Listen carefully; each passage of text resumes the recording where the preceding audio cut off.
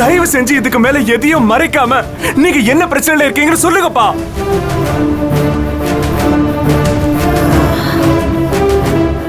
புத்துக்குள்ள பாம்பு தான் இருக்கும். பாம்பு நம்மள பார்த்து பயப்படுற ஜீவன். அந்த பாம்புக்காக நீங்க ஏன் இந்த அளவுக்கு பயப்படுறீங்கன்னு எனக்கு தெரிஞ்சாகணும். உங்களை ஒருத்தர் வீடு தேடி கொல்ல வந்திருக்காரு. ஒரு அம்மாவோட போட்டோவை வீட்டு வாசல்ல வெறித்தனமா போட்டு எரிச்சிருக்கீங்க. குமார் அங்க செத்தே போயிட்டாரு. சம்பந்தமே இல்லாம கொலைப்பழி ஏத்துக்கிட்டு என் கங்கா ஜெயில இருக்கா. இதுக்கு மேல ஏதாவது அசம்பாவிதம் நடக்கிறதுக்குள்ள என்ன நடந்துச்சுன்னு சொல்லுங்கப்பா. உங்களுக்கு எதுவும் ஆயிடக்கூடாதுங்கிற அக்கறையில தான் கேக்குறேன். சொல்லுங்கப்பா, சொல்லுங்க.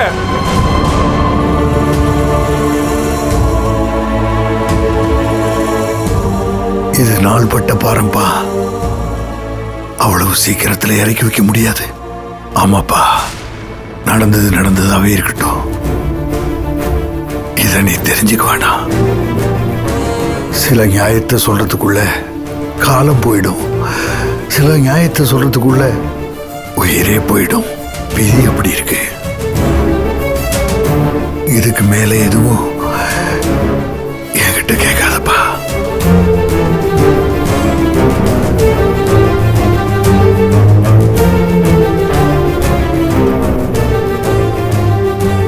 போங்கப்பா, போங்க. நீங்க சொல்லலனா எனக்கு தெரியாம போயிடுமா? நான் உங்க மேல வச்சிருக்கிற பாசம் எதை வேணாலும் தெரிஞ்சுக்க வைக்கும்பா. நீங்க எதுவும் சொல்ல வேண்டாம். நானே தெரிஞ்சுக்கிறேன்.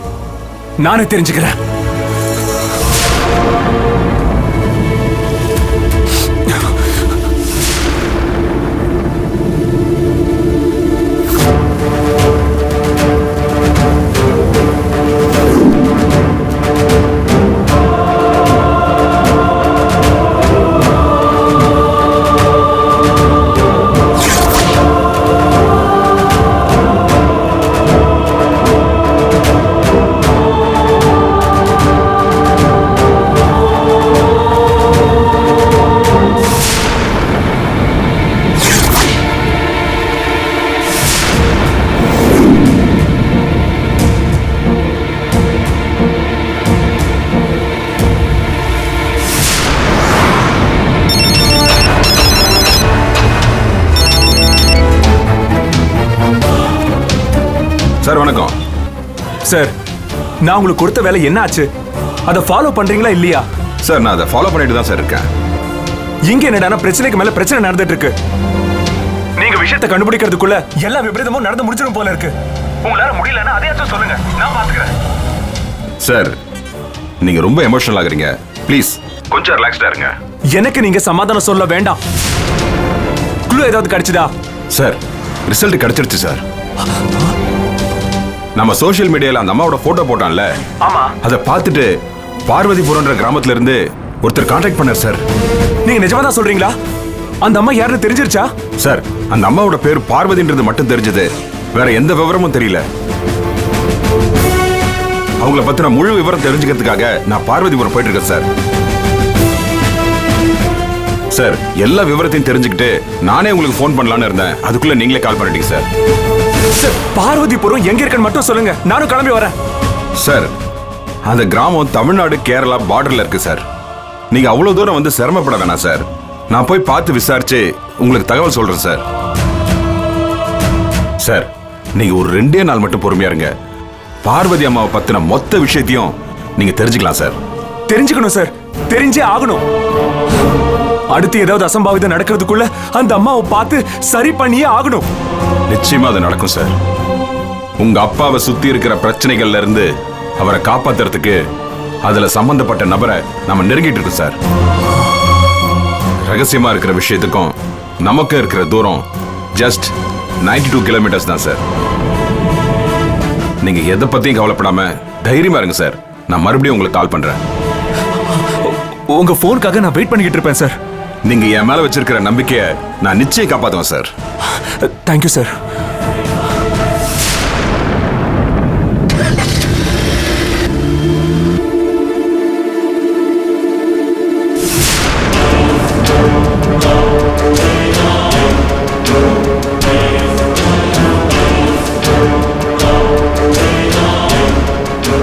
நீ எங்க அப்பாவோட நிம்மதியை கெடுக்கிற காரணத்தை என் அப்பா வேணா என்கிட்ட சொல்லாம மறைக்க நினைக்கலாம். ஆனா அதை நானே தெரிஞ்சுக்க போறேன். நீ எப்படி வந்த, அந்த பெரியவருக்கு நீ யாரு, பார்வதி அம்மாவுக்கும் என் அப்பாவுக்கும் என்ன பிரச்சனைன்னு இதுவரை மூடு மந்திரமா இருக்கிற எல்லா ரகசியத்தையும் வெளியே கொண்டு வர.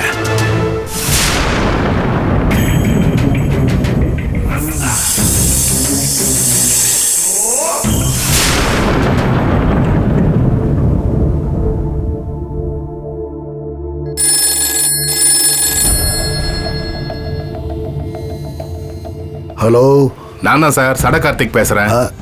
கொஞ்சம் லைன்ல இரு. அந்த பூசாரி பைய கிடைச்சானா? 2 நாளா அவன் ஏரியால தான் சார் சுத்திக்கிட்டு இருக்கேன். அவன் ஆளே காணோம் சார்.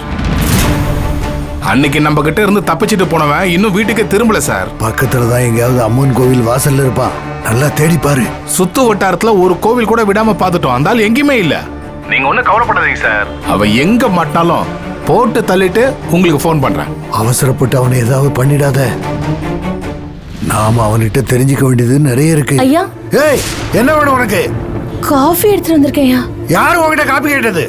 வழக்கமா இந்த நேரத்துல குடிப்பீங்களே. சரி சரி, வச்சிட்டு போ. சரிங்கய்யா. ஐயா, புத்துக்கிட்ட உங்க போன் கிடந்துச்சு. தெரியும், போ. சரிங்கய்யா.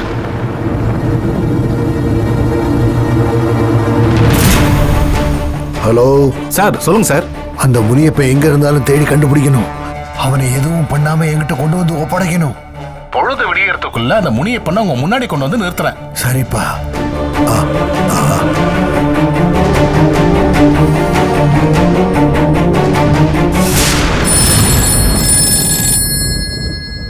ஹலோ ராஜசேகர், அப்போ அருண் உங்க கூட இருந்ததுனால பேச முடியல. எப்படி இருக்க? நல்லா இருக்கல? நந்தினி வெளியில வந்துருச்சுன்னு தெரிஞ்சதுக்கு அப்புறம் எப்படி சாமி நல்லா இருக்க முடியும்? ஒரு நாள் ராத்திரி நந்தினி சீறி வர்ற மாதிரி கனவு வந்துச்சுன்னு உங்களுக்கு நான் ஃபோன் பண்ணேன். அந்த கனவையே என்னால தாங்க முடியலையே. இந்த நிஜத்தை எப்படி தாங்க முடியும்? ஞான் ஒருத்தன் இருக்கும்போது அப்படி நடக்குமா? இல்ல நடக்கத்தான் விட்டுருவேனா? உங்க சக்தி மேல எனக்கு நம்பிக்கை இல்லாம இல்ல. ஆனா நந்தினி சக்தி நாகமாச்சே, நமக்கெல்லாம் அப்பாற்பட்ட சக்தியாச்சே. அதை எப்படி சமாளிக்க முடியும்? பௌர்ணமி பூஜையும் தாயத்தை வச்சு 20 வருஷமா நந்தினிட்ட இருந்து தப்பிச்சு வந்துட்டோம். ஆனா இனி ஒரு நிமிஷம் கூட தப்பிக்க முடியாது போல் இருக்கே. கன்னி பொண்ணு ரத்தம் பட்டாதான் நந்தினியால வெளியில வர முடியும்னு சொன்னீங்க. அதுக்கு வாய்ப்பே இல்லாதப்ப அது எப்படி வெளியில வந்துச்சு? பௌர்ணமி பூஜை நடக்காததுனால்தான் நந்தினிக்கு சக்தி அதிகமாகி வெளியே வந்திருக்கணும். நீ ஒன்னும் பயப்படாத. நந்தினிய கட்டுக்குள்ள கொண்டு வந்து திரும்பவும் புத்துக்குள்ள வச்சிடலாம். நந்தினியை நாம எடுத்துட்டு வரும்போது அது குட்டி பாம்பு. ஆனா இப்ப அப்படியா?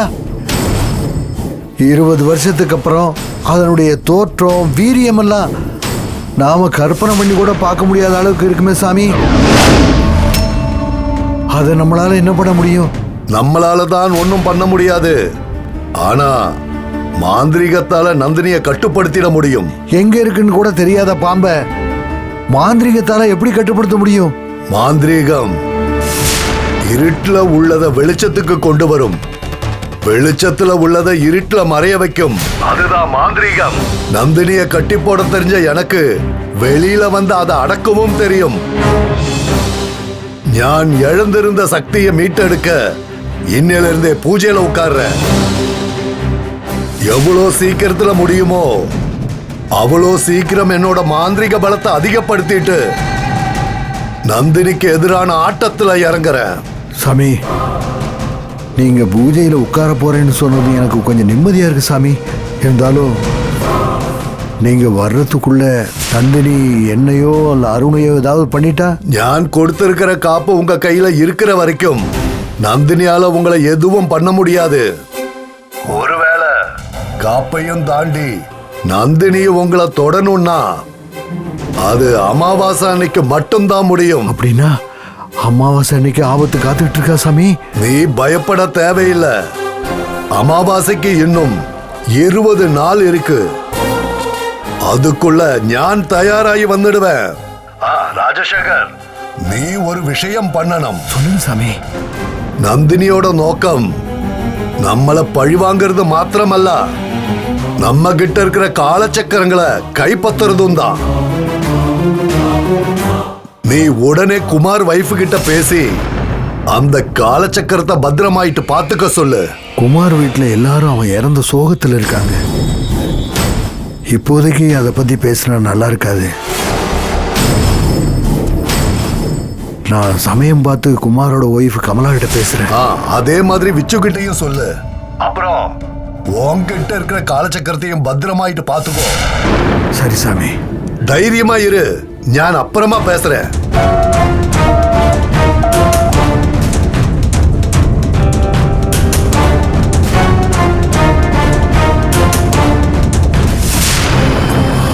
பௌர்ணமி பூஜை பண்ணாததுனால நந்தினி வெளியே வந்திருப்பாளா, இல்ல கங்கா ரத்தம் கொடுத்து வர வச்சிருப்பாளா?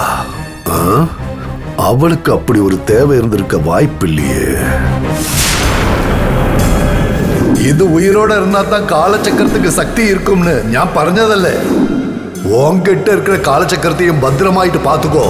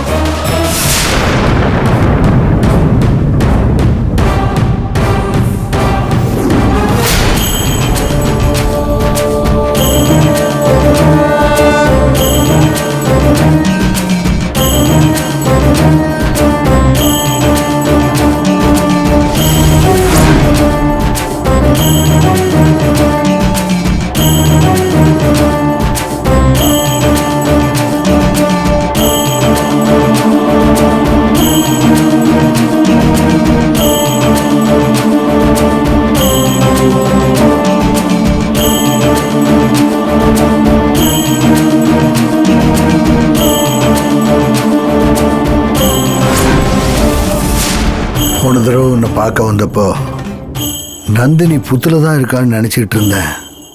ஆனால் இப்போ நந்தினி புத்த விட்டு வெளியில் வந்துட்டான்னு தெரிஞ்சு போச்சு. நந்தினி என்னை பழி வாங்கி ஒன்றை எடுக்க தான் துடிச்சிக்கிட்டு இருக்கா. எனக்கோ என் பையனுக்கோ எதுவும் ஆகாம நீ தான் காப்பாற்றணும். அது மட்டும் இல்லாமல் நீ என் கூடவே இருக்கணும். என்னையும் என் குடும்பத்தையும் நல்லா வச்சிருக்கிற சக்தி உனக்கு இருக்குன்னு முழுசா நம்பிதான் உன்னை எடுத்துட்டு வந்து வச்சிருக்கேன். என் நம்பிக்கை பொய்யாயிடக்கூடாது. நீ தான் காப்பாற்றணும். நான் இது வரைக்கும் உன்னை சாமியாகவும் பெரிய சக்தியாகவும் தான் நினைச்சிட்டு இருக்கேன். ஆனா இப்போ பெத்த தாய் மாதிரி நினைச்சு கேட்கிறேன். எனக்கு என்ன பிரச்சனை வந்தாலும் நீ என் கூடவே இருந்து என்னை காப்பாற்றணும் ஆத்தா.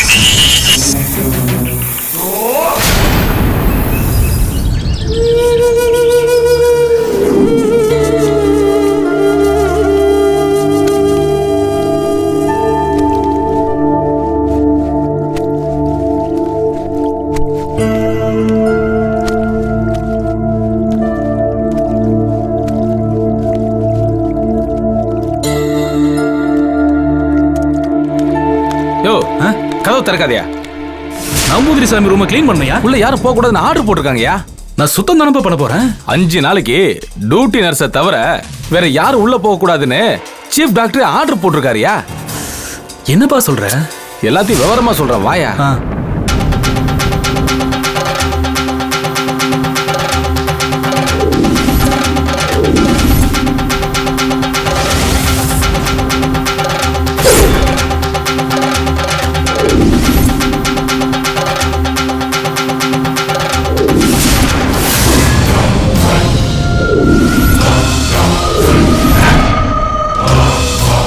நம்பூதிரி சாமி ஏதோ பெரிய பூஜை பண்ண போறாராம்.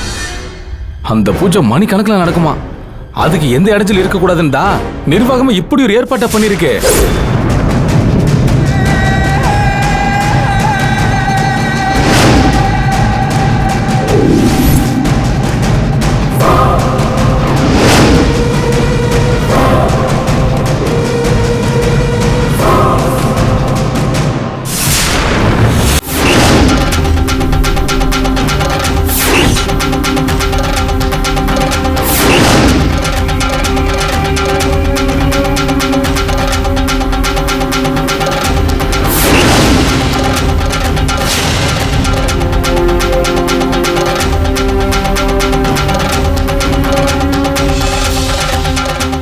ஹாஸ்பிட்டல் ரூமுக்குள்ள போய் யாராவது பூஜை பண்ணுவாங்களா?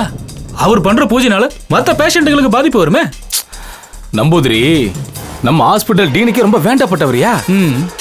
நம்பூதிரி ஒருத்தருக்காக இந்த வார்டுல இருந்த எல்லா பேஷண்டையுமே நேத்து ராத்திரியோட ராத்திரியா வேற ஒரு ஃப்ளோருக்கு உடனடியாக ஷிஃப்ட் பண்ணிட்டாங்கயா. என் சர்வீஸ்ல இந்த மாதிரி நடந்தது இல்லையா? நம்பூதிரியோட செல்வாக்குக்காக எல்லாம் நடந்துகிட்டு இருக்கு. ரொம்ப பேசிட்டு இருக்காம இடத்த காலி பண்ணியா. உள்ள பூஜை நடந்துகிட்டு முதல்ல இங்கிருந்து கிளம்பு. என்னவோ போங்க.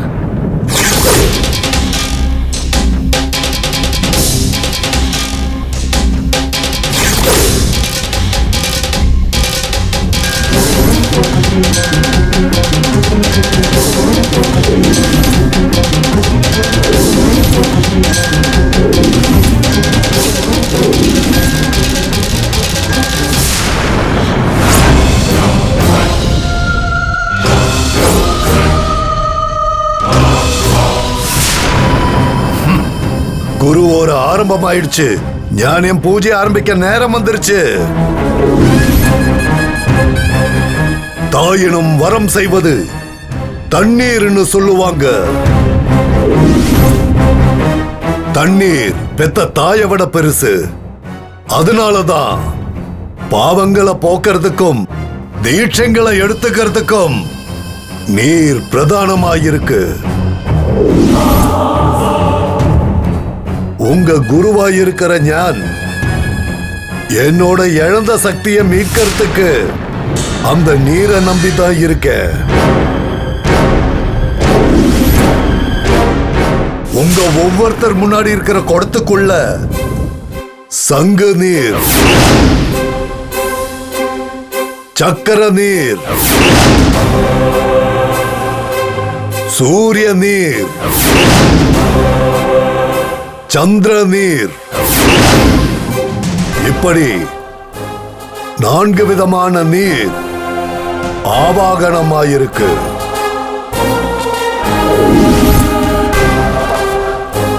சங்கு நீர் குடம் வச்சிருக்கிற நித்யாம்பாள் சங்கு தூதி அர்ச்சனை பண்ணணும்.